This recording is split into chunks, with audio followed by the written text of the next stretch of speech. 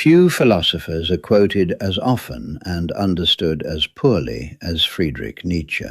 His name circulates everywhere, in political arguments, motivational posters, academic essays, internet debates, and cultural polemics. Yet the Nietzsche who appears in these places is often not the Nietzsche who actually wrote the books. He becomes a symbol, a weapon, or a slogan. His philosophy is reduced to fragments that seem powerful in isolation, but become misleading once removed from their larger context. This is not simply the fault of careless readers. Nietzsche himself deliberately wrote in a style that invites misunderstanding. He rejected the systematic method of philosophers like Kant or Hegel. Instead of building a rigid conceptual architecture step by step, he wrote in flashes, aphorisms, parables, provocations, poetic declarations. His works often read more like psychological detonations than logical treatises. He does not always explain, he challenges. He does not always define, he suggests. This stylistic choice was intentional. Nietzsche believed that traditional philosophical systems gave the illusion of certainty. They created the impression that truth could be neatly captured in definitions and proofs. But for Nietzsche, life itself was not neat. Human experience was chaotic, interpretive, driven by instinct, perspective, and conflict. A philosophy that pretended to be purely rational was, in his view, dishonest. Therefore, Nietzsche wrote in a way that forces the reader to participate. His texts are not merely informational, they are transformative. They are designed to unsettle assumptions, to provoke reflection, to awaken intellectual independence. He wanted readers who would wrestle with his ideas, not passively absorb them. In this sense, misunderstanding was not an accident. It was a risk he accepted in order to achieve a deeper goal. However, this risk has consequences. Because Nietzsche often compresses complex psychological insights into striking phrases, his ideas are easily detached from their philosophical grounding. A single sentence, "God is dead," or "What does not kill me makes me stronger," can circulate independently of the argument that gives it meaning. Over time, these fragments take on lives of their own. They become cultural myths rather than philosophical concepts. Another source of misunderstanding lies in Nietzsche's use of perspective. He frequently adopts voices that are not straightforward statements of his own beliefs. He writes as a diagnostician of culture, describing moral systems, psychological types, and historical forces. Sometimes he exaggerates in order to reveal hidden dynamics. Sometimes he speaks ironically. Sometimes he presents an extreme formulation in order to test the reader's reaction. Without sensitivity to this rhetorical strategy, readers may mistake analysis for endorsement or provocation for doctrine. Nietzsche is also a philosopher of tension. He resists simple conclusions. He praises strength but criticizes brutality. He attacks morality yet seeks a higher form of value. He celebrates individuality while recognizing the importance of cultural formation. These tensions are not inconsistencies to be eliminated. They are expressions of a deeper realism about human life. But to readers seeking clear moral or political instructions, such complexity can be frustrating. It invites simplification. Modern conditions amplify this tendency. In an age of rapid communication and ideological polarization, ideas are often consumed in compressed, emotionally charged forms. Nietzsche's dramatic language makes him particularly vulnerable to this process. His philosophy becomes a toolkit for pre-existing agendas. Different groups claim him as an ally, each selecting the passages that seem to confirm their worldview.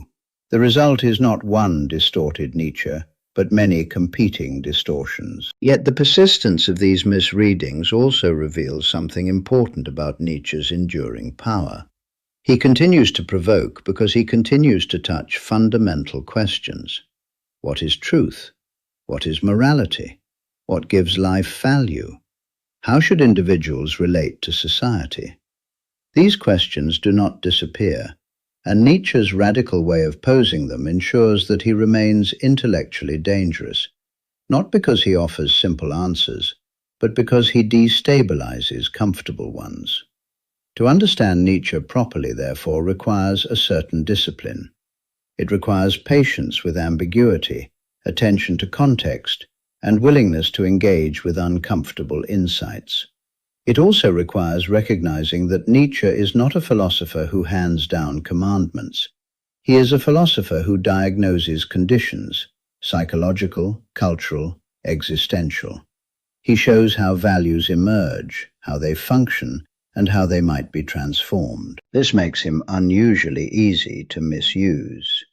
A thinker who refuses to provide final answers can be recruited into almost any cause. But it also makes him unusually rewarding for readers who approach him carefully. The same qualities that generate confusion also generate depth. His style, his provocations, and his tensions are not obstacles to understanding. They are invitations to think more rigorously about life itself. Misreading Nietzsche, in other words, is almost inevitable. But recognizing why he is misread is the first step toward reading him well. To read Nietzsche correctly, one must first understand what he believes philosophy is supposed to do. He is not primarily interested in constructing systems, defending doctrines, or establishing eternal truths. Instead, Nietzsche treats philosophy as a form of psychological investigation. Philosophers, in his view, are not neutral observers of reality, but interpreters shaped by their instincts, fears, desires, and cultural environments. This shift in perspective is radical. Traditional philosophy often presents itself as the pursuit of objective knowledge. It asks, what is true? What is real? What is right? Nietzsche does not deny that these questions matter, but he believes they are incomplete. Behind every claim to truth, he sees a deeper question. Why does someone need this to be true? What psychological need is being satisfied? What form of life is being protected or promoted? For Nietzsche, philosophical doctrines are symptoms. They reveal the health or sickness of the individuals and cultures that produce them. A morality that praises humility, obedience, and self-denial, for example, might not simply be a rational ethical framework. It may express the emotional condition of people who feel powerless and seek meaning in renouncing worldly success. Likewise, a philosophy that glorifies strength and conquest may reflect the instincts of individuals who experience life as expansion and struggle. This does not mean Nietzsche reduces ideas to mere biology or social conditioning. Rather, he insists that ideas are inseparable from life. They arise within concrete historical and psychological contexts. To understand a philosophy fully, one must understand the kind of person who finds it compelling. Nietzsche's method, therefore, resembles that of a cultural physician. He examines moral systems, religious beliefs, and philosophical theories as if they were case studies in human vitality or decline. This diagnostic approach explains why Nietzsche often sounds provocative or unsettling. He is not content to debate ideas on their surface level. He digs beneath them. When he critiques morality, he is not simply arguing that certain rules are wrong. He is asking what type of human being created those rules and what emotional forces sustain them. His aim is not merely intellectual disagreement, but exposure. He wants to reveal the hidden drives that shape our most cherished convictions. Such a method inevitably disrupts the comforting image of philosophy as pure rational discourse. Nietzsche suggests that reason itself is frequently a servant of instinct. People construct elaborate arguments to justify what they already feel. Moral and metaphysical systems can function as protective narratives, shielding individuals from anxiety, uncertainty, or perceived inferiority. To recognize this possibility is unsettling, because it forces readers to question not only past philosophies, but their own beliefs. At the same time, Nietzsche's psychological method is not purely destructive. He does not diagnose in order to condemn life. He diagnoses in order to understand how different forms of life generate different values. This allows him to ask a further question: which values enhance human flourishing, creativity, and strength? Which values encourage stagnation, resentment, or withdrawal from life? His philosophy, therefore, moves from analysis toward evaluation. Understanding Nietzsche's method also clarifies why his writing often shifts tone. Sometimes he speaks as a critic dismantling illusions. At other times he sounds like a visionary celebrating new possibilities. These are not contradictions, but phases of the same project. Diagnosis must precede transformation. One must first recognize the forces shaping existing values before imagining alternatives. Moreover, Nietzsche's psychological perspective helps explain his resistance to moral universalism. He doubts that a single ethical framework can suit all individuals or cultures. Human beings differ in temperament, ability, and aspiration. A value system that empowers one type of person may suffocate another. Philosophy, therefore, should not impose uniform solutions, but illuminate these differences. It should enable individuals to understand themselves more clearly and choose paths consistent with their deepest drives. This emphasis on self-understanding connects Nietzsche to a broader existential concern: authenticity. He fears that many people live according to inherited values they have never critically examined. They follow moral norms out of habit, fear, or social pressure. By exposing the psychological origins of these norms, Nietzsche hopes to awaken a more conscious form of existence. His philosophy becomes a tool for self-examination rather than a set of commandments. Yet this very ambition contributes to the difficulty of interpreting him. Readers accustomed to receiving clear moral guidance may feel disoriented. Nietzsche does not tell them what to believe. He challenges them to discover why they believe what they do. He does not promise comfort. He offers confrontation. Seen in this light, Nietzsche's work is less about delivering final answers than about reshaping the way questions are asked. Philosophy becomes a mirror held up to life, reflecting both its creative energies and its hidden anxieties. To engage with Nietzsche is therefore to enter a process of diagnosis, critique, and potential transformation. Another major reason Nietzsche is misread lies in how he writes. He does not write like a conventional philosopher. He rarely builds step-by-step arguments. He does not define every concept carefully before using it. He does not reassure the reader that conclusions have been logically secured. Instead, Nietzsche writes in flashes, aphorisms, metaphors, provocations, sudden reversals. This style is not accidental. It is part of his philosophy. Nietzsche believes that reality itself is not orderly in the way philosophical systems pretend. Life is conflict, flux, tension, perspective. A philosophy that claims to explain everything in a neat structure is, in his view, already suspicious. It reflects a psychological need for stability rather than a truthful engagement with existence. His fragmented style therefore mirrors the complexity and instability of life itself.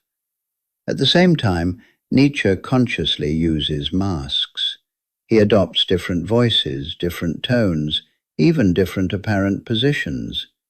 In one passage he may sound aristocratic and severe. In another he sounds playful or ironic. Sometimes he praises values he elsewhere criticizes.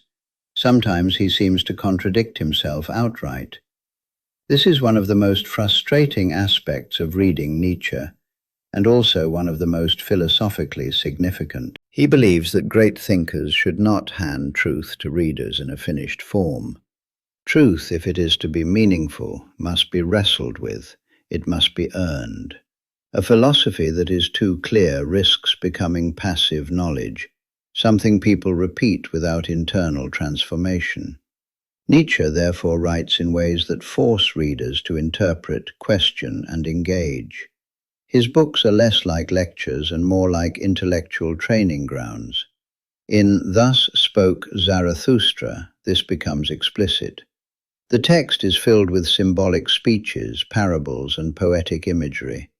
Nietzsche is not simply communicating ideas, he is staging encounters. He wants the reader to feel confusion, inspiration, resistance. The experience of reading becomes part of the philosophical content. This approach explains why Nietzsche can be quoted to support almost any position. A short aphorism taken out of context can seem to endorse elitism, relativism, cruelty, individualism, or spiritual liberation. Because he avoids systematic exposition, interpreters often fill the gaps with their own assumptions. Nietzsche becomes a mirror reflecting the reader's instincts. He himself anticipates this. He frequently warns that only certain kinds of readers will understand him. Others will misunderstand not because they lack intelligence, but because they approach philosophy with incompatible expectations. Some seek moral guidance, others seek political justification, still others seek intellectual certainty. Nietzsche offers none of these in straightforward form. His writing, therefore, functions as a filter. It attracts readers who are willing to tolerate ambiguity and provocation. It repels those who demand clarity at every step. This is not elitism in a social sense, but an attempt to cultivate philosophical independence. Nietzsche wants readers who can think for themselves, rather than rely on authoritative interpretations. However, this strategy has consequences. A masked philosophy can easily be appropriated. When readers ignore the broader context of Nietzsche's work, they may seize on isolated statements that confirm their own views. A call to overcome oneself can be reduced to justification for domination. A critique of pity can be distorted into endorsement of cruelty. His celebration of strength can be interpreted as biological or racial superiority. Such misreadings are not purely accidental. They are encouraged by the provocative nature of his language. Nietzsche writes as if he is testing his audience. He pushes ideas to extremes, sometimes exaggerating in order to expose underlying tensions. Without recognizing this rhetorical strategy, interpreters may mistake provocation for doctrine. Moreover, Nietzsche's style reflects his distrust of academic philosophy. He believes that systematic writing often disguises dogmatism. Philosophers who present tidy arguments may conceal the emotional commitments driving their conclusions. By contrast, Nietzsche's fragmented style makes the reader aware that philosophy is a human activity shaped by perspective and struggle. Yet there is also an aesthetic dimension. Nietzsche sees philosophy as an art form. His aphorisms are crafted to resonate emotionally as well as intellectually. They aim to awaken new possibilities of thought, rather than merely transmit information. In this sense, reading Nietzsche resembles encountering literature or music. Understanding emerges gradually, through reflection and rereading, rather than immediate comprehension. This artistic quality contributes to his enduring influence. Philosophers, writers, psychologists, and political thinkers all find inspiration in his work, precisely because it resists closure. His texts remain open fields of interpretation. But this openness also ensures that misunderstanding will always accompany engagement. To read Nietzsche well, therefore, requires patience. One must resist the temptation to extract quick conclusions. His aphorisms must be situated within the broader movement of his philosophy, a movement that progresses from diagnosis to critique to the possibility of transformation. Nietzsche's masks are not obstacles to truth. They are invitations. They challenge readers to become more attentive, more self-aware, and more intellectually courageous. But they also guarantee that his philosophy will continue to be contested, misused, and debated long after his time. Perhaps the most common and damaging misunderstanding of Nietzsche is the belief that he advocates a crude doctrine of domination, that he thinks the strong should simply crush the weak, that morality is nothing more than power, that violence or tyranny are natural expressions of his philosophy. This interpretation appears plausible at first glance. Nietzsche constantly speaks of strength, rank, struggle, conquest, and the will to power. He criticizes equality. He mocks herd mentality. He praises exceptional individuals who create values rather than obey them. For readers already suspicious of moral universalism, these themes can sound like justification for ruthless hierarchy. But this reading collapses the depth of Nietzsche's thought into something far simpler and far more primitive than he intends. Nietzsche does not equate power with brute force. He does not admire mere physical domination or political control. In fact, he often expresses contempt for those who seek power in such direct ways. Tyrants, bureaucrats, and ideological fanatics frequently appear in his work as symptoms of insecurity rather than genuine strength. They attempt to control others because they lack mastery over themselves. For Nietzsche, true power is first and foremost creative power. It is the ability to shape oneself, to impose form on chaos, to transform suffering into meaning. The individual who develops new values, new artistic expressions, or new ways of living demonstrates a deeper strength than someone who simply commands obedience. Nietzsche's heroes are not primarily conquerors of nations, but creators of worlds, thinkers, artists, and cultural innovators. This distinction becomes clearer when he discusses the ancient Greeks. Nietzsche admires their aristocratic culture not because it relied on domination alone, but because it produced extraordinary achievements in tragedy, philosophy, and civic life.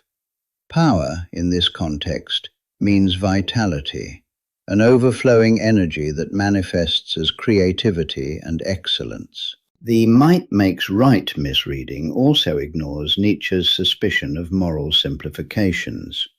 He rejects the idea that ethical questions can be resolved through universal rules. But this does not mean he celebrates chaos or cruelty.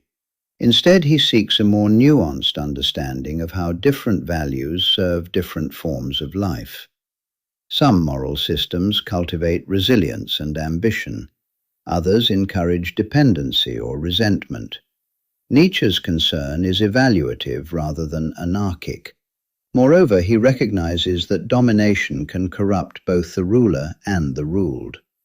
A person who relies on external power may become spiritually impoverished. Their identity becomes tied to control rather than growth. Nietzsche frequently contrasts such figures with individuals who pursue self-overcoming, who confront their limitations, refine their instincts, and strive for higher forms of existence. This emphasis on inner development challenges simplistic political interpretations. Nietzsche does not offer a blueprint for social organization. He does not design a state governed by philosophers or warriors. His focus remains on the cultivation of exceptional individuals within complex historical conditions. When his language seems political, it is often metaphorical or diagnostic rather than prescriptive. Another reason the might makes right reading persists is that Nietzsche deliberately confronts moral sensibilities. He wants to shock readers out of complacency. By questioning compassion, equality, or humility, he exposes assumptions many people take for granted. This can create the impression that he opposes these values entirely. In reality, he examines the conditions under which they become life-enhancing or life-denying. For example, Nietzsche criticizes pity when it reinforces weakness or prevents individuals from developing strength. But he does not advocate indifference to suffering as a universal principle. Rather, he asks whether certain forms of compassion may inadvertently perpetuate dependence. His analysis is psychological and cultural, not a simple endorsement of cruelty. The might makes right interpretation therefore reflects a failure to distinguish between Nietzsche's critique of moral absolutism and a supposed endorsement of moral nihilism. He does not claim that anything the powerful do is justified. Instead, he challenges readers to reconsider what counts as strength, what kinds of values foster human flourishing, and how individuals might transcend inherited moral frameworks. Understanding this distinction is essential. Without it, Nietzsche becomes either a villainous prophet of oppression or a shallow icon of rebellion. Both caricatures obscure his deeper project, to explore how human beings can transform conflict and suffering into sources of creativity and growth. In this sense, Nietzsche's philosophy is not an invitation to dominate others, but a demand to confront oneself. True power begins within. It requires discipline, honesty, and the courage to question comfortable illusions. Only from this inner strength can genuinely new values emerge. Another deeply entrenched misunderstanding is the belief that Nietzsche is a nihilist, that he believes nothing has value, nothing is true, and that life ultimately lacks meaning. This interpretation often begins with one of his most famous declarations, "God is dead." Detached from context, this phrase can sound like a triumphant announcement of meaninglessness, a philosopher celebrating the collapse of morality and purpose. Nietzsche's relentless critique of religion, metaphysics, and traditional ethics reinforces this impression. He dismantles certainties. He questions sacred ideals. He exposes the historical contingency of values. To many readers, this appears to leave nothing standing. But Nietzsche's relationship to nihilism is far more complex. He does not endorse nihilism, he diagnoses it. For Nietzsche, nihilism is a historical condition, a cultural crisis that emerges when inherited systems of meaning lose credibility. For centuries, European civilization had grounded its values in religious belief, particularly Christianity. Moral laws were understood as divine commands. Truth was anchored in metaphysical guarantees. Life had direction because it was oriented towards salvation.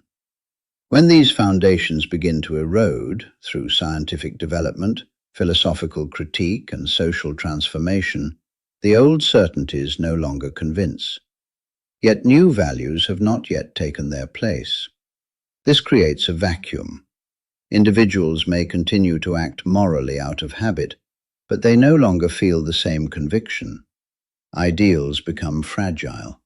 Doubt spreads. Some respond by clinging more tightly to tradition.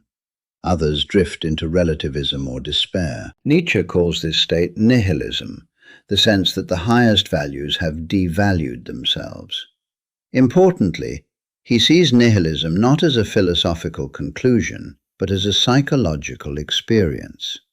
It is what happens when people discover that the meanings they relied upon were historically constructed rather than eternally given.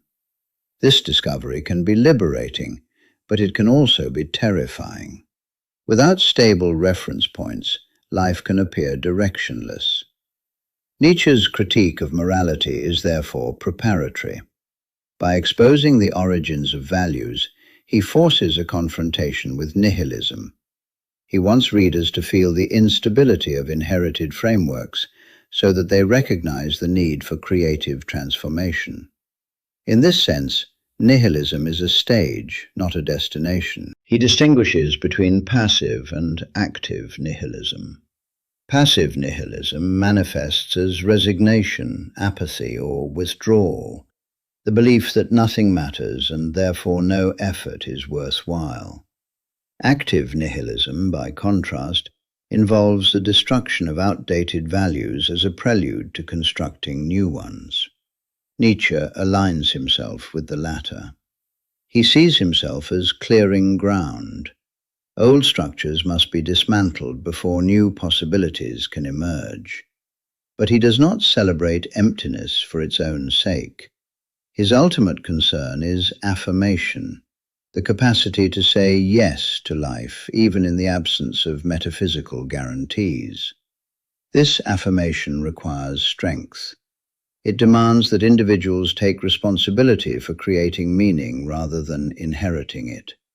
Nietzsche's vision of the Übermensch, his exploration of eternal recurrence, and his emphasis on self-overcoming all point toward this task. Thus, while nihilism is central to his analysis, it is not his final word. To label Nietzsche a nihilist is therefore to misunderstand his project fundamentally. He is one of nihilism's most penetrating critics. He seeks to understand why it arises, how it affects human psychology, and how it might be overcome. This misreading persists because his diagnostic phase is so powerful. Readers encounter his demolition of traditional values and assume destruction is his goal.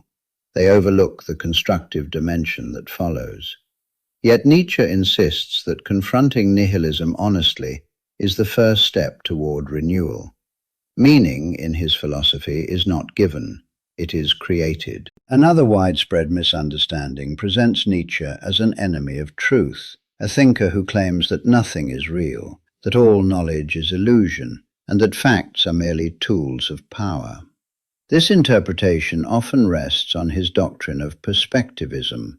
Nietzsche argues that there is no view from nowhere, no perfectly neutral standpoint from which reality can be described in its entirety.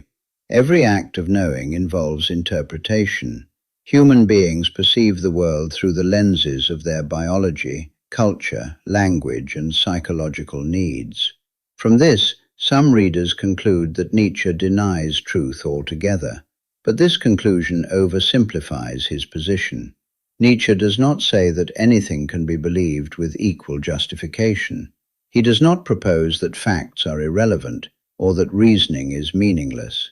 Instead, he challenges the assumption that truth exists independently of all perspectives. To say that knowledge is perspectival is not to say that it is arbitrary. It is to say that understanding deepens as perspectives multiply. For Nietzsche, the most robust grasp of reality comes from the ability to examine a phenomenon from many angles: scientific, historical, psychological, artistic. A thinker who clings rigidly to a single framework limits their insight. Intellectual vitality involves flexibility, experimentation, and the willingness to revise one's interpretations.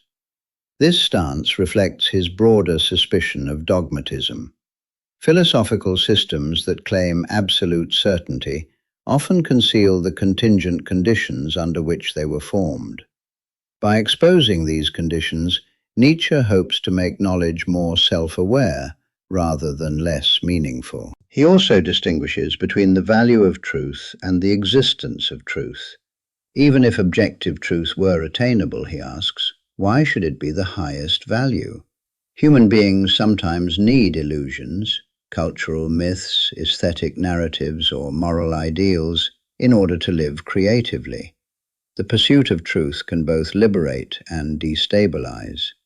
This inquiry does not reject truth, it evaluates its role in life. Modern science, for example, represents a triumph of disciplined inquiry. Nietzsche admires its rigor, but questions whether the scientific worldview can provide existential meaning. Understanding the mechanics of the universe does not automatically answer why life matters. Thus, his critique is directed at truth as idol, not at truth as practice. He warns against turning the will to truth into a moral absolute that overrides all other human needs. When truth becomes sacred, it can generate nihilism by stripping away comforting illusions without offering new sources of value. In this light, perspectivism becomes a strategy for intellectual humility. It encourages thinkers to recognize the limits of their frameworks and to remain open to reinterpretation. It promotes pluralism without collapsing into relativism. Nietzsche, therefore, stands not as an opponent of truth, but as a critic of naive objectivism. He seeks a richer conception of knowledge, one that acknowledges its human origins while striving for greater depth and coherence. To read him as dismissing truth entirely is to miss the subtlety of his challenge. He does not abolish truth, he complicates it. Another very common misunderstanding is that Nietzsche wants to abolish morality altogether, that he believes right and wrong are meaningless, that ethical life should be replaced by instinct, impulse, or pure self-interest. This interpretation seems plausible because Nietzsche relentlessly attacks moral systems. He criticizes Christian morality. He questions universal equality. He exposes guilt, bad conscience, and ressentiment. He dismantles metaphysical foundations of ethics. To many readers, this looks like a total rejection of morality. But Nietzsche's actual project is far more radical and far more demanding. He does not want the destruction of all values. He wants a revaluation of values.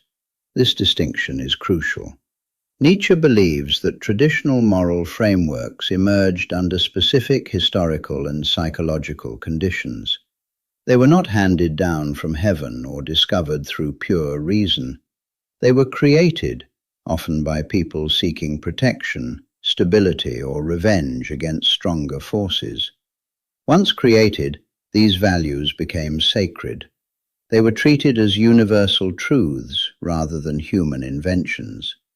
Nietzsche's critique aims to expose this origin, but exposing origin is not the same as rejecting value. In fact, Nietzsche worries deeply about what happens when moral belief collapses. Without values, life becomes directionless. Individuals may drift into passive nihilism, apathy, cynicism, or dependence on external authority. He sees this danger clearly. That is why his philosophy moves toward creation rather than negation. He asks whether new forms of value can emerge, values grounded not in resentment or denial of life, but in affirmation, strength, creativity, and responsibility. This is not moral chaos, it is moral experimentation. Nietzsche imagines individuals capable of shaping their own ethical orientation, not arbitrarily, but in accordance with their deepest drives and highest possibilities. Such individuals do not simply reject rules, they cultivate discipline. They do not abandon meaning, they generate it. This process requires courage. It is easier to follow inherited norms than to question them. It is easier to condemn others than to transform oneself. Nietzsche's criticism of morality is therefore also a challenge to the reader. Are you capable of evaluating your own values honestly? He does not provide a ready-made alternative system because he believes values must emerge organically from lived experience. A philosophy that dictates morality in advance risks repeating the dogmatism he opposes. Yet this openness makes his position vulnerable to distortion. Some interpreters assume that if traditional morality is questioned, anything becomes permissible. Others treat Nietzsche as a prophet of selfish individualism. Both readings overlook the discipline and self-overcoming he demands. In Nietzsche's vision, the highest individuals are not lawless. They are self-legislating. They hold themselves to standards that may be more rigorous than conventional morality, precisely because those standards are consciously chosen. Thus, Nietzsche is not anti-moral. He is anti-unexamined morality. He does not seek to eliminate ethical life, but to deepen it, to move from inherited obligation to creative responsibility. Few Nietzschean ideas have been more misunderstood than the Übermensch. In popular culture, the term is often taken to mean a kind of superhuman figure, biologically superior, physically dominant or intellectually infallible. It has been associated with racial ideology, authoritarian leadership, or even comic book heroism. This interpretation misses the philosophical core of the concept. The Übermensch is not a species, not a race, not a political ruler. It is an existential horizon. Nietzsche introduces the idea most vividly in Thus Spoke Zarathustra. There, the Übermensch appears as a response to the death of God and the crisis of nihilism. If traditional sources of meaning have collapsed, human beings must learn to create values rather than merely inherit them. The Übermensch represents the individual who succeeds in this task. Such a person does not simply reject morality, they transform it. They do not cling to external justification for their existence. They affirm life, including suffering, uncertainty, and contradiction. The focus is inward rather than outward. Self-overcoming is central. The Übermensch continually transcends previous limitations, psychological, cultural, intellectual. This process is never complete. It is not about reaching perfection, but about sustaining creative tension. This distinguishes Nietzsche's idea from fantasies of domination. The Übermensch does not need to subjugate others to validate themselves. Their power lies in autonomy, the capacity to generate meaning from within. They are less concerned with controlling society than with shaping their own existence. Nietzsche also treats this ideal as rare. He does not expect mass transformation. Most people, he believes, will continue to rely on shared values and social norms. The Übermensch is a possibility that points beyond the present, not a program for immediate realization. Moreover, the concept has symbolic dimensions.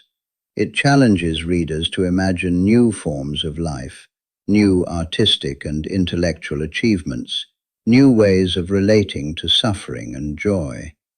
It is less a blueprint than an invitation.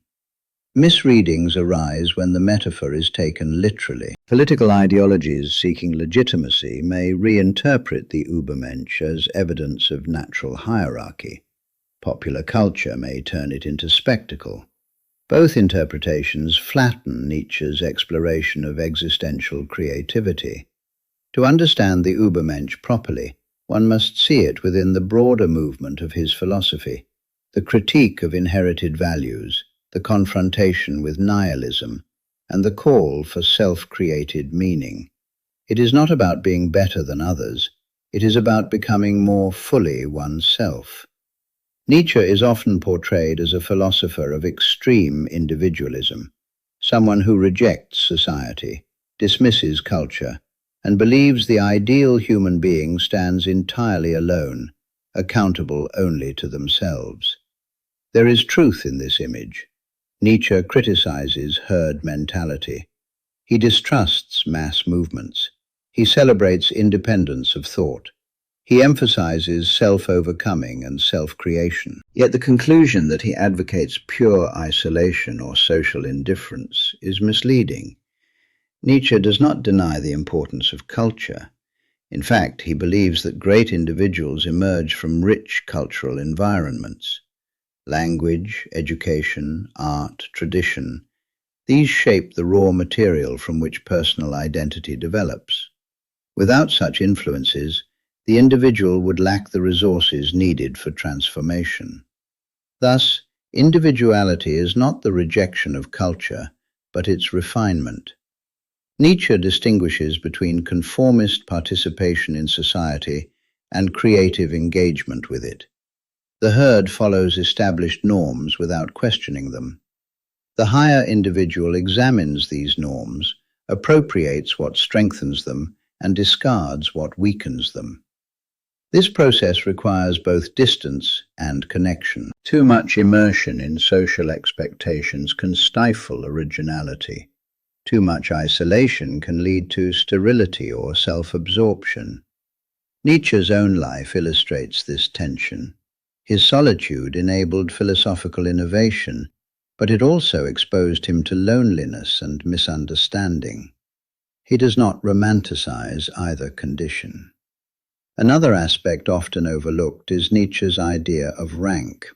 He believes that human beings differ in temperament, ability, and aspiration. A culture that insists on uniform equality may suppress excellence by discouraging ambition or competition. However, recognizing differences does not automatically justify oppression. Nietzsche's emphasis on rank is evaluative rather than prescriptive. He seeks to understand how societies can cultivate conditions for exceptional achievement.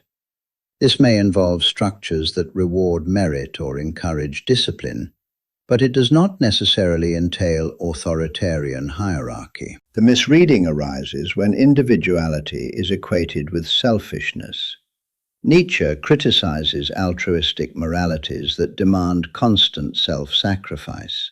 Yet he also criticizes narrow self-interest. A life devoted solely to comfort or material gain appears to him as shallow. True individuality involves commitment to long-term projects, artistic creation, intellectual exploration, cultural renewal. Such commitments often require cooperation. Even the most independent thinker depends on interlocutors, audiences, and predecessors. Nietzsche himself engaged deeply with Greek tragedy, German philosophy, and contemporary science. His independence consisted not in rejecting these influences, but in transforming them. Thus, Nietzsche's philosophy encourages a dynamic balance. Individuals must develop autonomy without losing connection to the cultural currents that sustain creativity. They must resist herd pressure while remaining capable of dialogue and contribution. To reduce his thought to extreme individualism is therefore to overlook its complexity. Nietzsche envisions a form of individuality that is demanding, relational, and historically situated. It is not a retreat from society, it is a reconfiguration of one's place within it.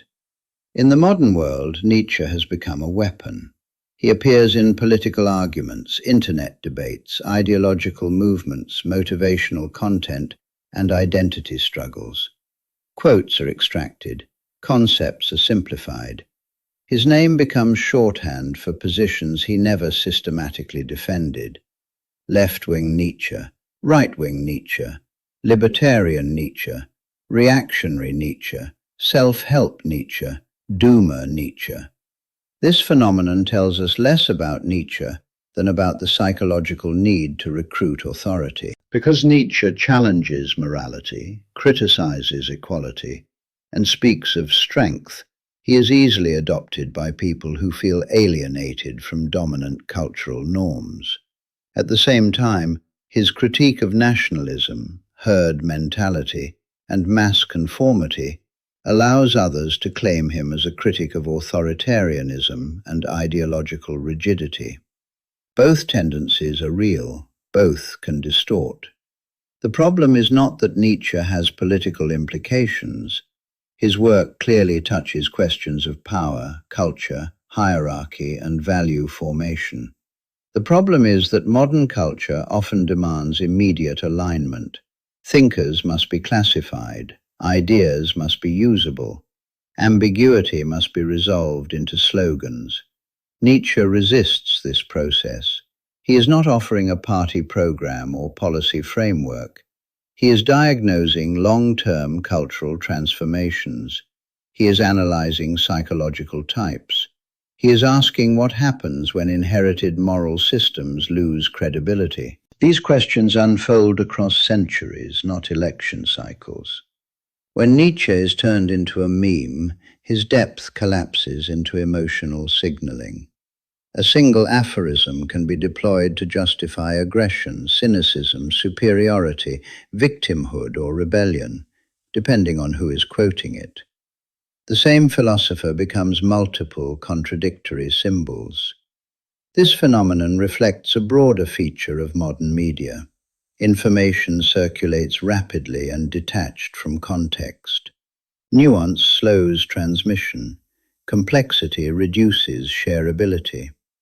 Nietzsche's provocative language makes him particularly susceptible to this environment. Yet the memification of Nietzsche also reveals something important. His philosophy touches unresolved tensions in contemporary life. People still struggle with meaning after the decline of religious certainty. They still question the legitimacy of moral norms. They still confront the pull between individuality and belonging. Nietzsche articulates these tensions in stark, memorable terms. His work becomes a resource for those seeking orientation, even when they misunderstand him. To read Nietzsche seriously, therefore, requires resisting the urge to use him as ammunition.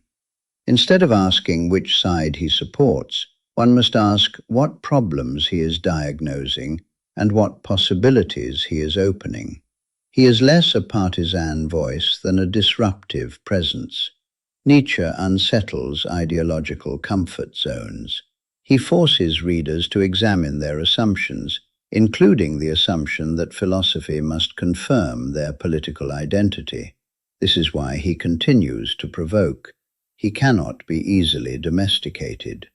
Another major misreading occurs not in popular culture, but in academic philosophy. Here, Nietzsche is often treated as an object of technical analysis, a historical figure whose texts must be classified, contextualized, and debated within specialized frameworks. Scholars examine influences, trace conceptual development, and situate his arguments within 19th century intellectual history. This work has immense value. Without rigorous scholarship, Nietzsche's writings would remain even more vulnerable to distortion. Careful interpretation clarifies terminology, reconstructs context, and reveals the evolution of his thought. Academic engagement preserves philosophical memory. Yet something can be lost in this process. Nietzsche does not write as a detached theorist. His philosophy is intensely existential. It confronts readers with questions about how they live, what they value, and whether they possess the courage to transform themselves.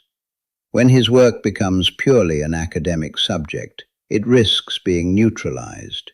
He becomes safe. Students may learn to summarize his ideas without experiencing their disruptive force. Concepts such as the will to power or eternal recurrence can be reduced to interpretive puzzles rather than existential challenges. Nietzsche is placed in a museum of philosophy, admired, debated, but no longer dangerous. This institutionalization mirrors a pattern he himself anticipated. Nietzsche feared that radical ideas would eventually be absorbed into cultural routines. What begins as provocation becomes curriculum. What begins as transformation becomes commentary. The philosopher who sought to awaken individuals becomes a topic for examinations. This does not mean academic study is misguided. Rather, Nietzsche's thought requires a dual approach. It demands both intellectual precision and personal engagement. One must understand his arguments historically, while also confronting their implications for contemporary life. To read Nietzsche well is not merely to know what he said, it is to feel why he said it. Academic interpretation sometimes emphasizes textual consistency or theoretical coherence. Nietzsche, however, embraces tension. He writes in ways that resist final synthesis. His philosophy invites readers to grapple with ambiguity rather than resolve it prematurely. When this tension is flattened in the pursuit of clarity, the vitality of his work diminishes. The distinction between academic Nietzsche and living Nietzsche therefore reflects two modes of engagement. In one, philosophy becomes analysis. In the other, it becomes self-examination. Both are necessary, but the second is closer to Nietzsche's intention. He wanted readers who would be unsettled, challenged, and ultimately transformed. not merely informed. At this point, a deeper realization begins to emerge. Nietzsche is not merely a philosopher who happens to be misunderstood. He is a philosopher whose work is structured in such a way that misunderstanding is almost unavoidable. This is not a failure of readers alone. It is partly a consequence of his philosophical strategy. Nietzsche deliberately refuses to provide a final system. He avoids definitive definitions. He shifts tone, changes emphasis, and presents ideas from multiple perspectives. He provokes, exaggerates, satirizes, and destabilizes. His writing resists closure. Why? Because Nietzsche believes that genuine philosophical transformation cannot be delivered like information. It cannot be passively received. It must be actively struggled for. If he wrote in a perfectly systematic way, readers might understand his conclusions intellectually while remaining psychologically unchanged. He wants something more demanding. He wants readers to be forced into interpretation, to confront uncertainty, to test their assumptions, to discover their own reactions. Misunderstanding, in this sense, becomes part of the philosophical encounter. It reveals the reader's instincts. What one takes from Nietzsche often says as much about oneself as about him. A resentful reader may find justification for hostility. A despairing reader may find confirmation of nihilism. An ambitious reader may find inspiration for self-overcoming. A careful reader may recognize the need for continual re-evaluation. Nietzsche's texts function almost like psychological instruments. They do not simply communicate meaning. They expose the conditions under which meaning is formed. This explains why interpretations of Nietzsche diverge so radically. He does not guide readers safely toward a single conclusion. He creates an intellectual landscape in which different paths are possible, some profound, others superficial. Yet this openness does not imply that all interpretations are equal. A serious engagement with Nietzsche requires attention to the movement of his thought as a whole. His critique of morality leads toward revaluation. His diagnosis of nihilism leads toward affirmation. His emphasis on power leads toward creativity. When these trajectories are ignored, fragments of his philosophy can be mistaken for its essence. The inevitability of misreading, therefore, carries a challenge. To understand Nietzsche, one must resist the desire for immediate certainty. One must read slowly, revisit passages, and allow tensions to remain unresolved. His philosophy unfolds over time, not only across his books, but within the reader's own development. In this sense, Nietzsche becomes a companion rather than a teacher. He does not offer final answers. He offers a way of questioning. His legacy lies not in a doctrine to be memorized, but in an attitude toward life. Courageous, experimental, and relentlessly self-critical. Misunderstanding may be unavoidable, but deeper understanding remains possible for those willing to undertake the journey.